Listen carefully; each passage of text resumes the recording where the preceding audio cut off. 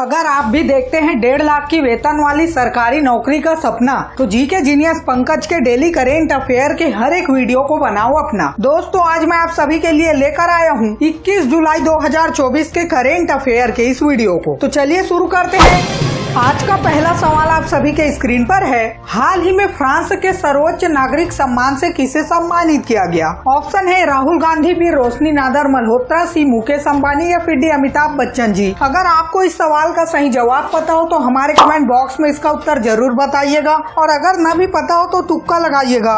उत्तर है option B Roshni Nadar Malhotra ji. HCL technologies की chairperson Roshni Nadar Malhotra ji को हाल ही में फ्रांस के सर्वोच्च नागरिक सम्मान de la Legion d'honneur, जिसे knight of the Legion of Honour भी कहा जाता है, से सम्मानित किया गया है। तो अगला और दूसरा सवाल है, जून महीने के लिए ICC player of the month का अवार्ड किसने जीता? ऑप्शन है रोहित शर्मा, जसप्रीत बुमराह, हार्दिक पांड्या या फिर अर्शदीप सिंह जी। उत्तर है option B Jasprit Bumrah. T20 विश्व कप 2024 में शानदार प्रदर्शन करने वाले जसप्रीत बुमराह को जून महीने के लिए ICC player of the month award से सम्मानित किया गया है। और अगर बात की जाए महिला टीम की, तो महिला टीम की उप कप्तान स्मृति मंधाना को ICC player of the month के अवार्ड से सम्मानित किया गया। तो अगला और तीसरा सवाल है, उड़ीसा के किस गांव में राष्ट्रपति द्रौपदी मुर्मू ने ब्रह्म कुमारीज के दिव्य रिट्रीट सेंटर का उद्घाटन किया? ऑप्शन है ए हरिदमदा, बी कालाहंडी, सी केलापोसी या फिर डी करदापाल। उत्तर है ऑप्शन ए हरिदमदा, जहां राष्ट्रपति द्रौपदी मुर्मू ने डिवाइन रिट्रीट सेंटर का उद्घाटन किया है। इस उद्घाटन के साथ ही राष्ट्रपति ने ब्रह्म कुमारीज के राष्ट्रीय अभियान स्थायित्व के लिए जीवन शैली का भी शुभारंभ किया।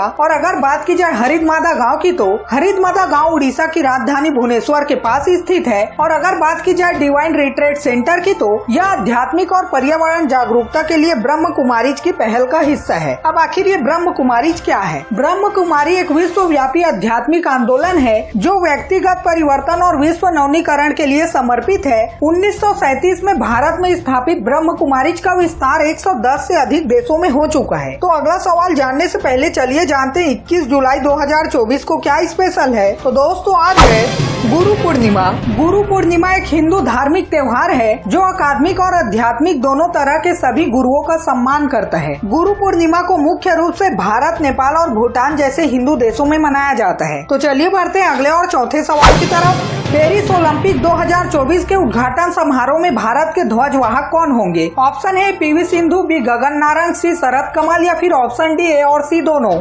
The correct answer is option D both A and C. 2 बार की ओलंपिक पदक विजेता PV सिंधु को पेरिस ओलंपिक 2024 के लिए महिला ध्वजवाहक चुना गया है। इसके साथ ही अनुभवी टेबल टेनिस खिलाड़ी शरद कमल पेरिस ओलंपिक 2024 में भारत के पुरुष ध्वजवाहक होंगे। महान भारतीय मुक्केबाज मैरी कॉम ने शुरू में चीफ डी मिशन का पद संभाला था, लेकिन बाद में उन्होंने किसी कारणवश इस्तीफा दे दिया, जिसके परिणाम स्वरूप गगन नारंग को पदोन्नति मिली है। तो अगला और पांचवा सवाल आप सभी की स्क्रीन पर है। Tata power solar system limited ने हाल ही में घर घर सोलर पहल किस राज्य में शुरू की है? ऑप्शन है बिहार, मध्य प्रदेश, उत्तर प्रदेश या फिर राजस्थान। उत्तर है option C Uttar Pradesh. Tata power solar system limited ने उत्तर प्रदेश राज्य में घर घर सोलर पहल शुरू की है। इस पहल का उद्देश्य हर घर को सौर समाधान के माध्यम से स्वच्छ ऊर्जा प्रदान करना है। इस मिशन की शुरुआत PM मोदी के संसदीय क्षेत्र वाराणसी से की गई है। तो अगला सवाल जानने से पहले, अगर आपको भी डेली करेंट अफेयर के साथ अप टू डेट रहना पसंद है तो इस वीडियो को लाइक और चैनल को सब्सक्राइब या फॉलो करके कमेंट में इस वीडियो के लास्ट में पूछे गए सवाल का जवाब जरूर बताइएगा। तो अगला सवाल है, हाल ही में हरियाणा का नया मुख्य सूचना निर्वाचन अधिकारी किसे नियुक्त किया गया है? ऑप्शन है राजीव कुमार, अशोक गांगुली, पंकज अग्रवाल या फिर अजय सिन्हा जी को। उत्तर है ऑप्शन सी पंकज अग्रवाल। वरिष्ठ IAS अधिकारी पंकज अग्रवाल को अनुराग अग्रवाल की जगह पर हरियाणा राज्य का नया मुख्य निर्वाचन अधिकारी नियुक्त किया गया है। हरियाणा सरकार ने हाल ही में 12 IAS अधिकारियों के फेरबदल के तहत नियुक्ति आदेश जारी की है। तो अगला और सातवां सवाल आप सभी के स्क्रीन पर है। फादर ऑफ कोरोना चाइना की आक्रामकता को रोकने के लिए 8 जुलाई 2024 को किन 2 देशों ने रेसिप्रोकल एसेस एग्रीमेंट पर हस्ताक्षर किया? ऑप्शन है जापान और फिलीपींस, बी जापान और दक्षिण कोरिया, सी जापान और वियतनाम या फिर डी फिलीपींस और Vietnam. The correct answer is option A Japan and Philippines. Reciprocal access agreement संयुक्त सैन्य अभ्यास के लिए जापानी सेना को फिलीपींस में तैनात करने की अनुमति देता है। इस समझौते पर फिलीपीन के रक्षा सचिव और जापानी विदेश मंत्री ने हस्ताक्षर किए। यह एशिया में जापान का पहला रक्षा समझौता है। इससे पहले जापान ने ऑस्ट्रेलिया और ब्रिटेन के साथ भी इसी तरह के समझौते पर हस्ताक्षर किए थे। जापान और फिलीपींस फादर ऑफ कोरोना चीन की बढ़ती आक्रामकता के उत्तर में मिलकर काम कर रहे हैं।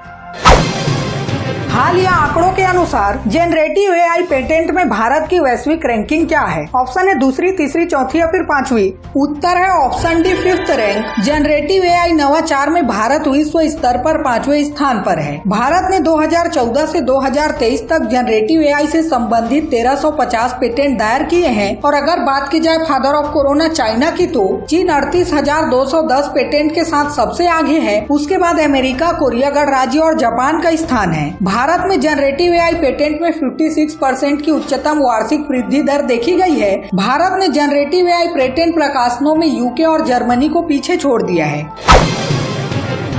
किस राज्य सरकार ने strong hybrid, plug in hybrid electric कारों पर रोड टैक्स में कटौती की? ऑप्शन है उत्तर प्रदेश, बिहार, मध्य प्रदेश या फिर तेलंगाना। उत्तर है ऑप्शन है उत्तर प्रदेश। उत्तर प्रदेश ने strong hybrid, plug in hybrid electric कारों पर रोड टैक्स घटा दिया है। पर्यावरण अनुकूल परिवहन को बढ़ावा देने की दिशा में एक महत्वपूर्ण कदम उठाते हुए उत्तर प्रदेश सरकार ने हाइब्रिड कारों पर रोड टैक्स माफ करने की घोषणा की है। इस नीति का उद्देश्य हरित वाहनों को अपनाने को प्रोत्साहित करना तथा पारंपरिक गैसोलीन और डीजल चलित कारों के पर्यावरणीय प्रभाव को कम करना है। तो दोस्तों चलिए बढ़ते हैं अगले सवाल की तरफ। हज समिति नियमों में 2024 के संशोधन के बाद किस मंत्रालय को हज समिति के लिए नोडल मंत्रालय नामित किया गया है? ऑप्शन है विदेश मंत्रालय, गृह मंत्रालय, अल्पसंख्यक कार्य मंत्रालय या फिर स्वास्थ्य मंत्रालय। The correct answer is option C, ministry of minority affairs. Kiren Rijiju के नेतृत्व में अल्पसंख्यक कार्य मंत्रालय ने हज समिति के लिए नोडल मंत्रालय के रूप में विदेश मंत्रालय का स्थान ले लिया है। हज समिति नियम 2002 में संशोधन करके आधिकारिक तौर पर विदेश मंत्रालय के स्थान पर अल्पसंख्यक कार्य मंत्रालय शब्द प्रतिस्थापित कर दिया गया है। अल्पसंख्यक कार्य मंत्रालय अब हज यात्रा के प्रशासन की देखरेख करेगा। तो दोस्तों चलिए बढ़ते हैं अगले सवाल की तरफ।